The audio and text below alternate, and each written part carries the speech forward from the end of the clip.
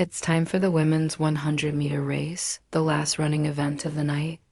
And there's one really good reason they saved it for last, because in lane 5 is one of Poland's biggest heroes, Ava, who used to be the European indoor champion.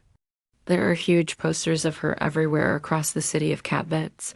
She's right in the middle of all 9 runners. They set it up perfectly for her. Jenna Pandini is a really great 200-meter runner. Her best time is 10.9 seconds, and she's American. She hasn't had her best season this year.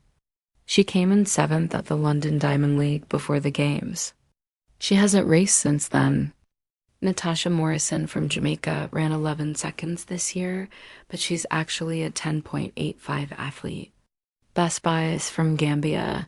She's running in lane 3 and made it to the semifinals in the Olympic Games at 200 meters. Then there's Tamari Davis, who came in 2nd in Lausanne and 2nd in Monaco right before the games. She's a really consistent runner, and she's 21 years old with the best time of 10.8 seconds. Yeah, and there's Faboda. The crowd absolutely loves her. She got the silver medal at the World Indoors in Glasgow back in March, finishing behind Julian Alfred. And that wasn't a bad person to lose to, since Alfred went on to become the Olympic champion. Marie-Josie Talu-Smith is from Ivory Coast. I'm pretty sure she races more than anybody else on the whole circuit. She races all the time. She came in 4th in Lausanne with 11.07 seconds. She's still in good form. The 35-year-old Daryl Naida is from Great Britain. She came in 4th in the Olympic 100 meters. 5th in the 200 meters dot. She was so frustrated with those results, even though she got a silver medal from the sprint relay. Tiaria Clayton came in 7th in the Olympic Games. She's the Jamaican silver medalist. She's just a youngster, only 20 years old. And Patricia Vandervent from Luxembourg finishes the lineup.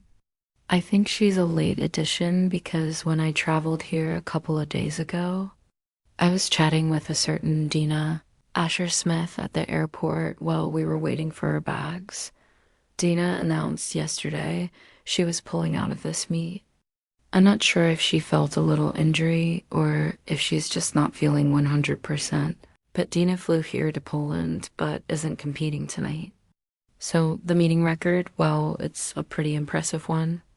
I'm not sure we'll see someone beat it in this race. It's 10.66 seconds by Shelley Ann Fraser-Price from Jamaica a couple of years ago. But 3 Olympic finalists are here, and everyone's watching Ava in lane 5. There she is. She's a real powerhouse. She's a super quick starter. Watch for her to probably be in the lead at halfway and then maybe get caught. But can she stay ahead to send everyone home happy with Mondo? Of course, he has 2 more tries at that world record in the pole vault coming up. Well, a really good start from Tamari Davis, that's 4th from the right. So Faboda has some catching up to do here. I don't think she's going to win this one. Really good running on the near side too from Tiaria Clayton. Tiaria Clayton takes it there on the near side, I think. She's probably the shortest runner in the race and the youngest at 20 years old. The Jamaican in lane 8, I think, just barely won that with 10.81 seconds. But it is super fast. That's the 5th fastest time in the world this year. And for Clayton, it is a new personal best by a pretty big amount. She ran 10.83 seconds, in fact, but it is still a personal best. Faboda didn't get her usual lightning fast start from lane 5. She wasn't able to get pumped up for the crowd through the first half at least. But Clayton, well, she's also small. But boy, did she keep her running form strong through the second half and just held on there because it was really close. Hannah, I don't think there was much difference between them. Let's have a look at the times. 10.83. 10.83. They're definitely coming up great in track and field, and I believe they're going to be a force to deal with. We know we had the women's 100 meters at the championship in Tokyo, and one of the Clayton twins dominated 2nd place, and imagine her. beating the Paris Olympic champion Julian. Alfred.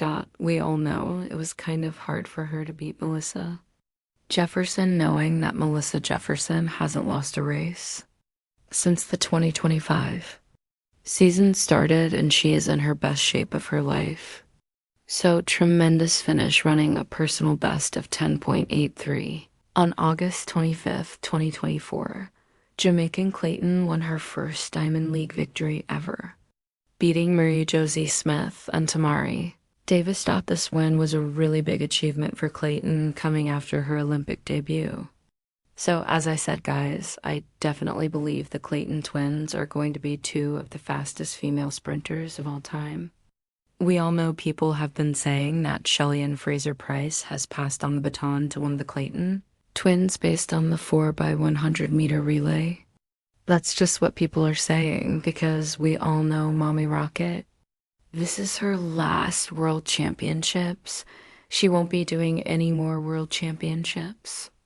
I guess she will be retiring from track and field, if not this year, early next year. But Mommy Rocket is definitely going to be missed from track and field, just like Usain Bolt. But as I said, even though she will be retiring from track and field to focus on her family, family time is the best time. We definitely have the Clayton twins coming up. So we can more than likely depend on them. Tia Clayton has been running extremely great, Tia Clayton as well. So they're just going to be a force to deal with coming onto the track and field. If they just stay consistent and injury-free, they're going to be unstoppable. Remember, Jamaica Sports Nation told y'all. So want to hear your thoughts down below in the comment section about this Diamond League.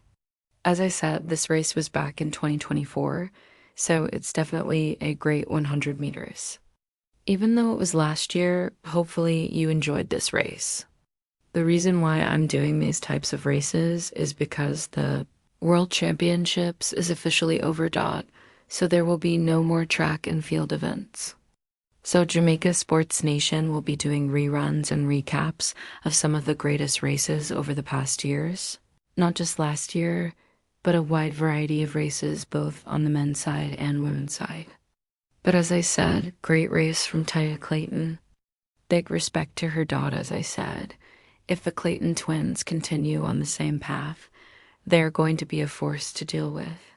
They're going to be unstoppable based on how they have been running at a young age, because they have been breaking so many national junior records from a young age, both in the 100s and the 4x100. So as I said, great race, great season. I believe this 2025 season in track and field was definitely a great season.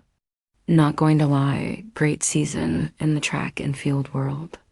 So here, I toss it down below. If you enjoyed this video, do drop a like, and if you're new to the channel, please consider subscribing. That way you'll be fully notified, and you won't miss any updates about all track and field events. As I said, reruns and recaps will be coming of all the greatest races over the past years in track and field. As I said once more, do remember to subscribe, and thanks for watching.